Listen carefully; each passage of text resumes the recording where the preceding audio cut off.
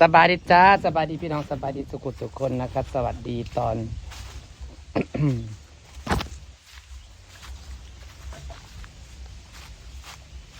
สบายดีเด้อพี่น้อง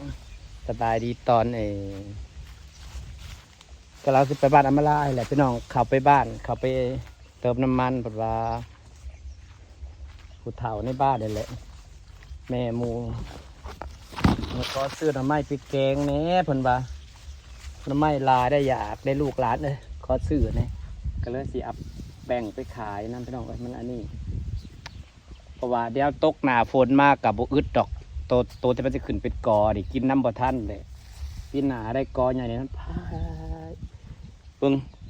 หนาวอันฝนตกเมื่อวานนี่ความชื้นมันถึงพี่น้องความชื้นมันถึงเลยหนาวอันยักษ์ใหญ่ของเห็ดเฟืองน่ะกำลังใหญ่เฟืองกำลังแตกกระจายแบบว่านี่ฝนตกมันความชื้นมันถึงได้แบบนี้เมื่อนี้เอ้า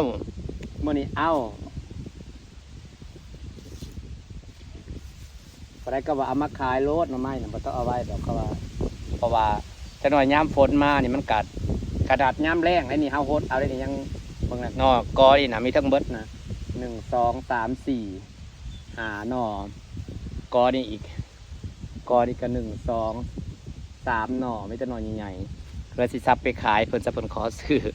อยากเด้เราก็ซื้อแต่ดอกไม้นะโลละ60 บาทพี่น้องเอ้ยได้ขายได้หลายบาทเติบได้มือก่อนอากาแต่ก่อนสิไข่ก่อนสิบสบายได้กาแต่ขาย2 โล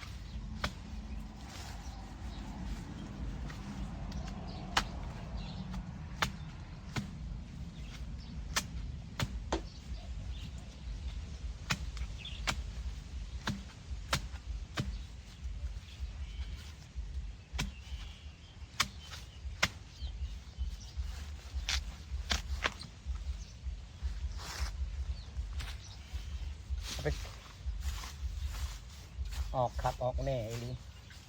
โอ้โหคักไอ้ลิ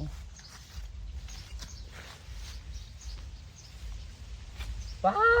ยมาเบิ่งเลยพี่น้องพี่อยู่ไหนนี่กระซองเนาะพี่พูนี่พยาสิฝนตกลงมาจะเบิ่งนี่เห็นบ่ออกไปจัดซ่อนกันอยู่พี่แต่บริเกียร์ขักเลยนะขอดีเขาการเอาเพื่องถมเนาะไปขายนี่จ้าไปขายโลนึงจ้าพี่น้องจ้าเดี๋ยวจะไปส่งเพิ่นแล้วก็สิไปบ้านอำมาลาเลยเขาก็ได้ขายเลยเด้เนาะนี่ก็บบปูหน่อยเห็ดเฟืองเขาก็ออกพ่อกันบ้านอำมาลาจ้ากำลังสิไปเป็นมาขอซื้อหน่อไม้ซ้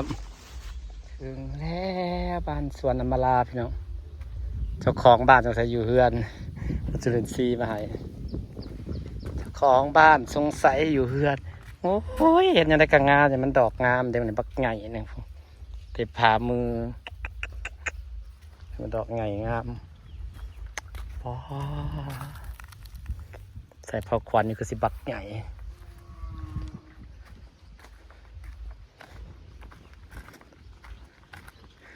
วัดสร้างจะไม่เทือนสลอเห็นไม่ได้มาส่วนนั้นอำมาลาเนี่ยกะมีงบไปได้พี่น้องรอแต่สร้างเลยซื้อกันบอประมาณ100,000ในผลเศษแบบก่อเทฟืนกับก่อซื้อ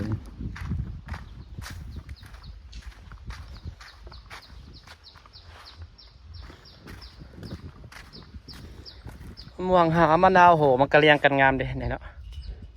ว่านี่ปลูกซอยนาง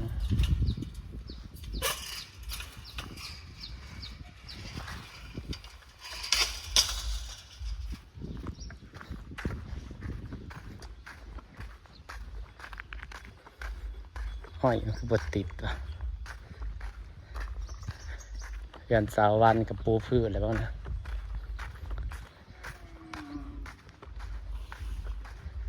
เดือนสาววันกำลังบักไงบักงามพี่น้องเอ้ย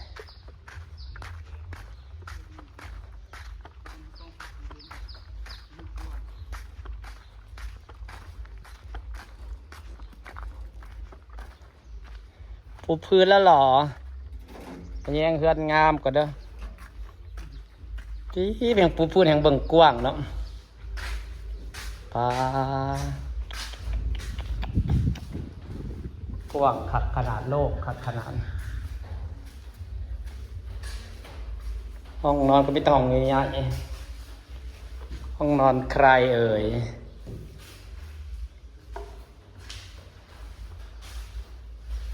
ห้องน้ำในโต๊ะผมได้ห้องนอนก็ได้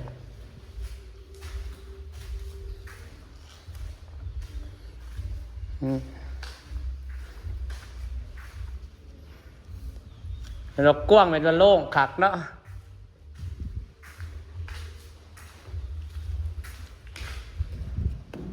มันกว้างมันโล่งขักก็ต้องเป็นโล่งปีหน้าก็ได้ขึ้นอยู่แล้วซับนี่ก็ซ้ำแล้วแหละหาก็ใส่ประตูกระจกก็ได้ขึ้นอยู่แล้วแหละฝ้าแล้วจึงตีน้ำหลังฝ้าไปหอยมาไปจะมาตีผ้าอะไรตีกระโหลกฝนตกบ่ได้หัวปะหักคันโค้งเล็กน่ะน้อยนักสิหัวโค้งไม้น่ะมันดีไปแล้วมันหัวเนาะโอ้ยโล่งคักแกลีมันใหญ่เลยเห็ดแล้วบัดเดียวซาเนี่ยกระจาดแล้วเห็ดแล้วบัดเดียวเนาะโล่งก็เจอวะหน้าบ้านนี่ก็กว้าง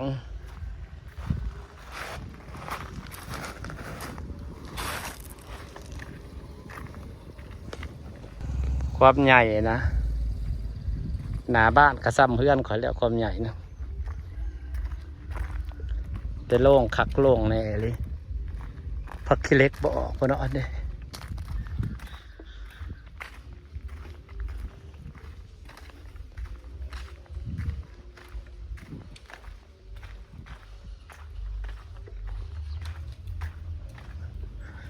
บ้านสวยจังเลยทั้งหลังใหญ่ทั้งสวย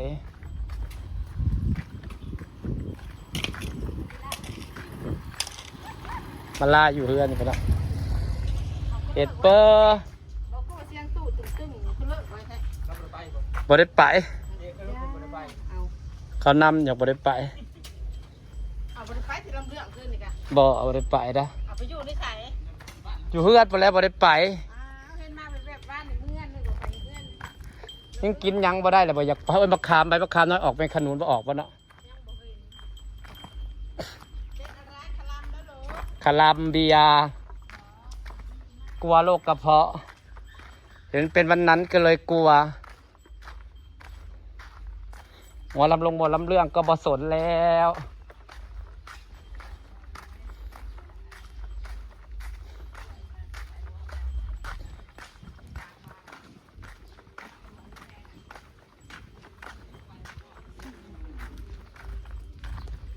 อ๋อนี่คือต้นหมกไฟเนาะ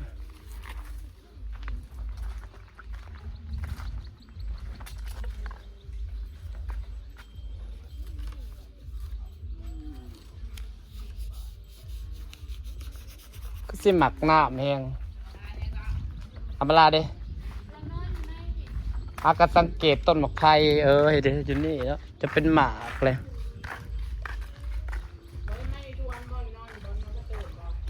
นอนมันตื่นมั้งหักกะ10 โมง 11 โมงมวนบอลลำเรื่องนะมวนบอม่วนอยู่มาเที่ยงคืนเราก็มาบริไปวันที่ขึ้น คือบริษัทบริษัท หักคือคนบ่หลายเฮ็ดลงแล้วบ่ มีโคนที่นั่ง ถ้าโปรจักเนี่ยมันอยู่ป่าเนาะนี่นะในผักห้องนี่ใกล้บ้าน นี่นะที่แคมบ้านนี่ขางหน้าเลย ที่ตรงหน้า อยู่ว่างใดเถียงมันบ่ได้เคยไปยัง ที่ใกล้เยอะเลยนะนี่ ลงทางใด ช่วงนี้มันไปนะลงไปทางตะวัน ล อง อก น้ำมีทางอยู่นานอัน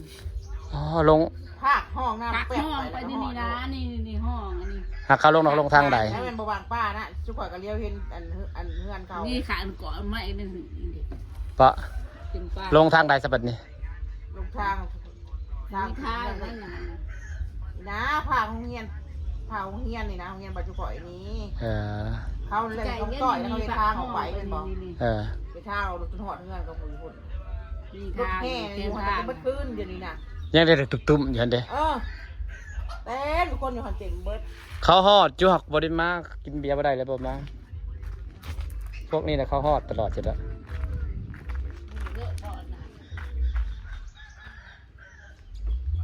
ที่แม่เราเฮ็ดนะ แม่ก็ดีใจอย่าง เสียหยา โตไม่ได้มาชวนผู้ใด หมักไผ่มันนะเป็นหมากเลยพวกมีก็เป็นหมากกระปุกกระปุอยู่เนาะที่หอยตัวต้นตอนนี้ได้บอกมีปลูกไอ้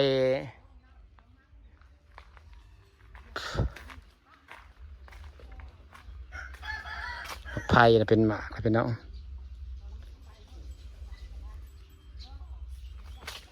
สระบรรยากาศไว้สนิทแล้วพี่น้องอามาลาอยู่ในเฮือน สวัสดีจ้า